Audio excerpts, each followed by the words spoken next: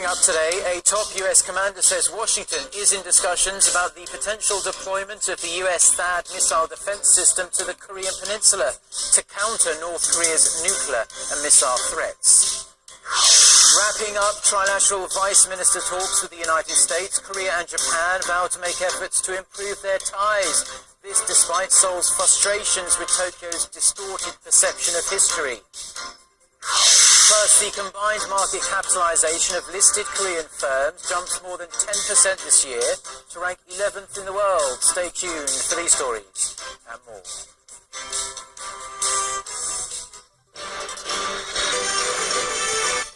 Hello, it's noon of Friday, the 17th of April. You're tuned in to our midday newscast here on Arirang TV. Thanks as always for joining us. I'm Mark Broom. Our top story this afternoon, senior US military officials have testified once again that they've been discussing deploying a controversial US missile defense system to the Korean Peninsula. This comes as North Korea has declared that it will not give up its nuclear program as long as the US continues to pose a threat. Nae Hyung-young has more. The U.S. military has been mulling over a potential terminal high-altitude area defense or THAAD battery deployment to South Korea. That's according to U.S. Pacific Commander Admiral Samuel Locklear during a U.S. Senate committee hearing on Thursday, Washington time. He said the U.S. has made progress with Japan and South Korea in terms of bringing ballistic missile defense capabilities to the Asia-Pacific region. Although not elaborating on what the discussions entailed and whom he meant by we, he said, quote, "We have been in discussions about a potential deployment of a THAAD battery on the Korean Peninsula." On Friday, the 17th of April, you're tuned in to our midday newscast here on Arirang TV. Thanks as always for joining us. I'm Mark Broom. Our top story this afternoon, senior US military officials have testified once again that they've been discussing deploying a controversial US missile defense system to the Korean Peninsula. This comes as North Korea has declared that it will not give up its nuclear program as long as the US continues to pose a threat. Nae Hyung-young has more. The U.S. military has been mulling over a potential terminal high-altitude area defense or THAAD battery deployment to South Korea. That's according to U.S. Pacific Commander Admiral Samuel Locklear during a U.S. Senate committee hearing on Thursday, Washington time. He said the U.S. has made progress with Japan and South Korea in terms of bringing ballistic missile defense capabilities to the Asia-Pacific region. Although not elaborating on what the discussions entailed and whom he meant by we, he said, quote, "We have been in discussions about a potential deployment of a THAAD battery on the Korean Peninsula." In response, an unnamed South Korean Defense Ministry official said Friday that Locklear probably meant internal discussions because the Korean military has not engaged in any kind of talks about that with the U.S. However, when General Curtis Scaparrotti, the commander of U.S. Forces Korea, who was also present at the hearing, was asked whether South Korea and the U.S. would push ahead with the plan despite China's strong opposition, he replied, "Both countries seem to be taking various other impacts into account," adding that the decision process was underway. The hearing comes as North Korea's Defense Minister Hyun Yong-chol vowed to continue improving the regime's nuclear capabilities. At an international security conference in Moscow on Thursday, Hyun said the, quote, "aggressive nature of the U.S. has not changed," adding that Pyongyang is ready to launch any kind of war if Washington provokes the regime. Nae Hyung-young, Arirang News. Korea and Japan have agreed to make efforts to improve their strained relations despite their intensely troubled shared history. The agreement was made at a trilateral vice ministers meeting between Korea, the United States and Japan in Washington on Thursday. The countries were represented by Korea's Vice Foreign Minister Jo Tae-yong, his Japanese counterpart Akitaka Saiki, and U.S. Deputy Secretary of State Tony Blinken. However, despite efforts to reach some common ground, there was no noticeable progress in resolving the historical issues. The meeting is part of Washington's efforts to improve Seoul-Tokyo ties, which have been sour for years due to Japan's attempts to whitewash history. Korea is especially frustrated with Japan's lack of atonement for its sexual enslavement of tens of thousands of Korean women before and during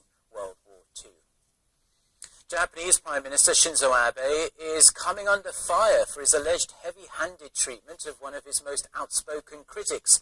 A political pundit on a well-known TV program claims Abe's inner circle had him booted off the show. Watchers say this is merely the latest in a string of efforts to restrict the freedom of the press in Japan. Son Jung-in has more.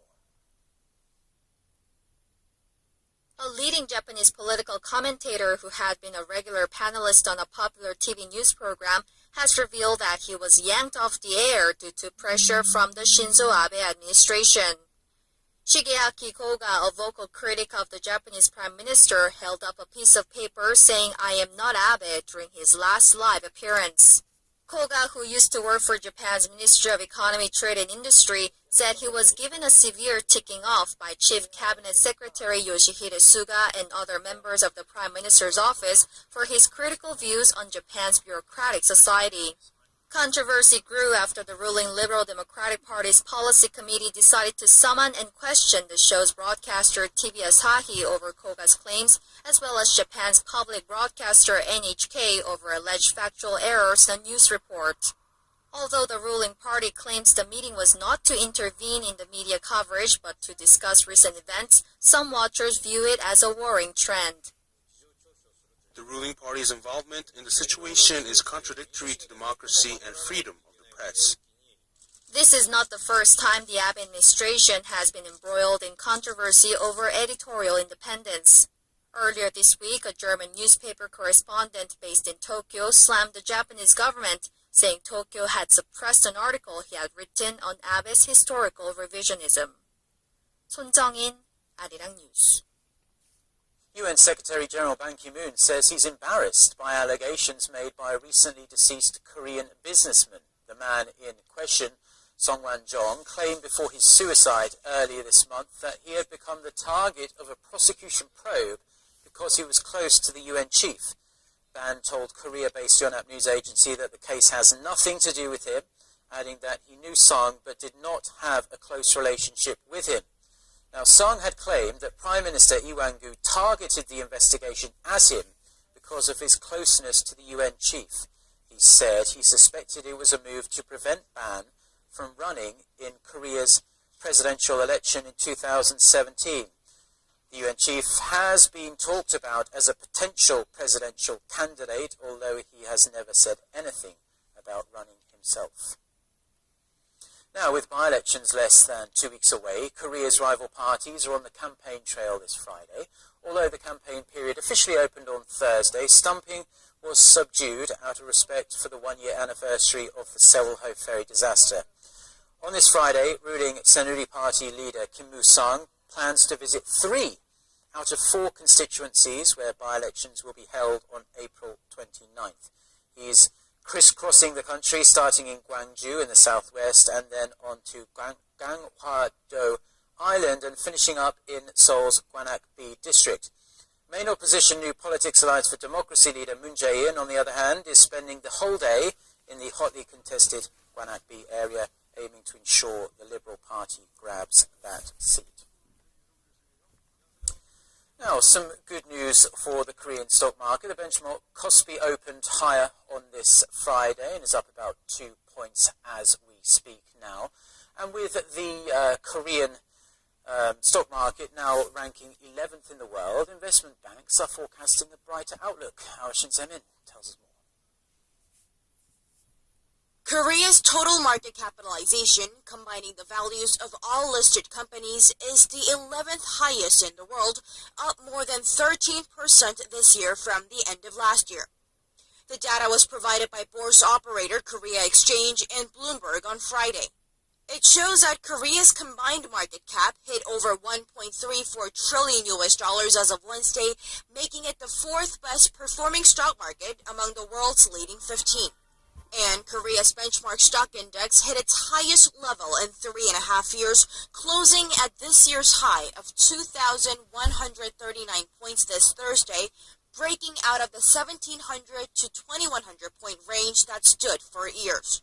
Riding on the trend, foreign investment banks offered optimistic outlooks.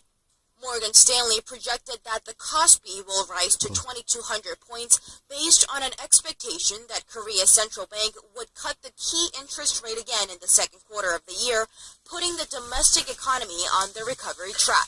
The U.S. Investment Bank even raised its per-share earnings growth projection for Korea to 11% from the 7% previously estimated. UK-based Barclays went a step further, forecasting that the key index will reach 2,300 points this year, strongly backed by improving corporate earnings momentum. Bank of America Merrill Lynch projected Korean company earnings will rise on the back of cheaper raw materials and a weaker Korean won generated by a series of rate cuts since August last year. 신세민, 아리랑 뉴스. Samsung Electronics widened its share of the global smartphone market in the first 3 months of the year, extending its gap over Apple. Global market tracker Trendforce says the Korean firm's sales volume in the January to March period accounted for 27.8% of the global market, up more than 3 percentage points from the previous quarter. The report forecasts Samsung Electronics to increase its share even further in the second quarter due to the recent release of its latest Galaxy S6 and S6 Edge smartphones. Trendforce says Samsung is expected to ship more than 80 million units during that period, and Apple around 45 million. Now take a walk through any of Seoul's bustling shopping districts and you'll see street after street lined with cosmetics stores. And while the competition is red hot, business is booming thanks largely to the large influx of Chinese tourists who want to look more like their favorite Korean celebrity. KiMoon reports. Foreigners are increasingly being exposed to Korean TV dramas and K-pop, and local celebrities with flawless complexions have ignited a desire for Korean-made cosmetics. The domestic cosmetics market is expected to grow 7% to about $11 billion this year, driven mostly by the boom in Chinese tourists snapping up the latest products. So are Korean cosmetics really that good?